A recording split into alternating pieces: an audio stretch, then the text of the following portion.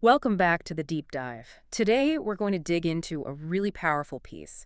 It's an article titled Trapped for Gold, South Africa's Illegal Miners. And we're looking especially at the section on the dangers facing illegal miners in South Africa.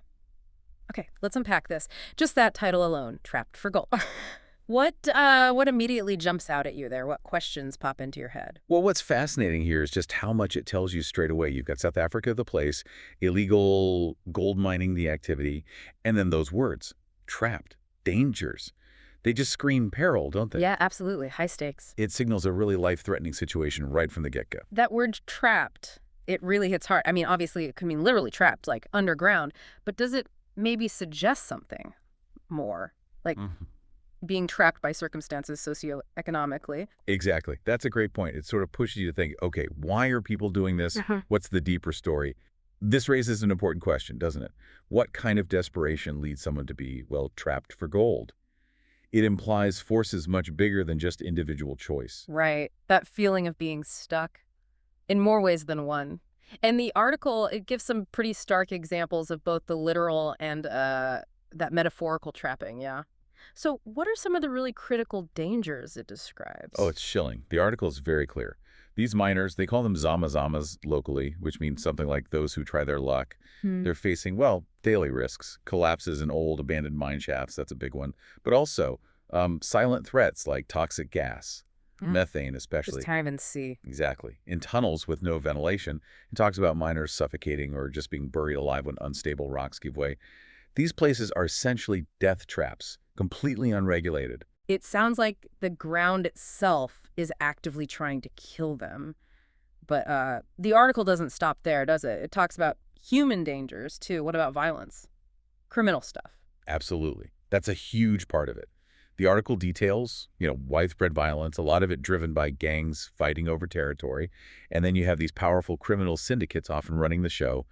They control who gets into the best spots, which are usually the most dangerous ones, too. So they're exploiting the miners. Totally exploiting them. They might give them some basic tools, maybe a bit of food, but they take a massive slice of any gold that's found.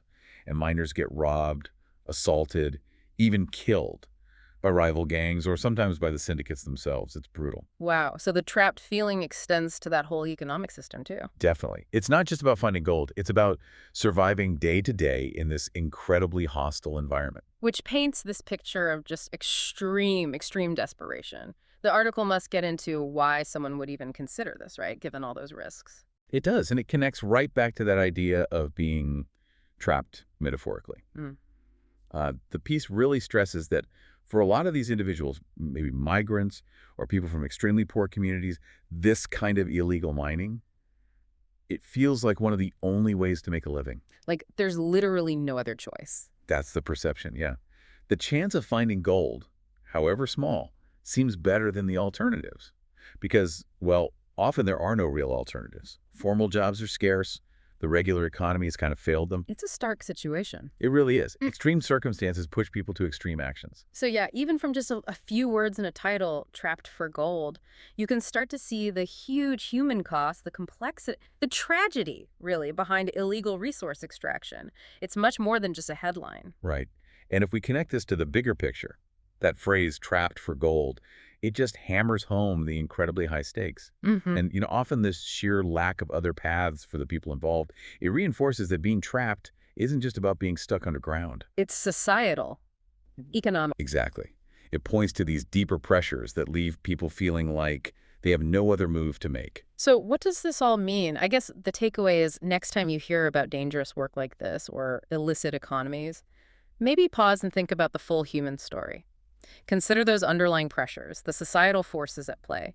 Like we've just discussed with Trap for Gold, it's almost never simple, is it? No, it really isn't. And it leaves you with a heavy question, I think. What conditions in society push people towards such extreme risks for something like gold?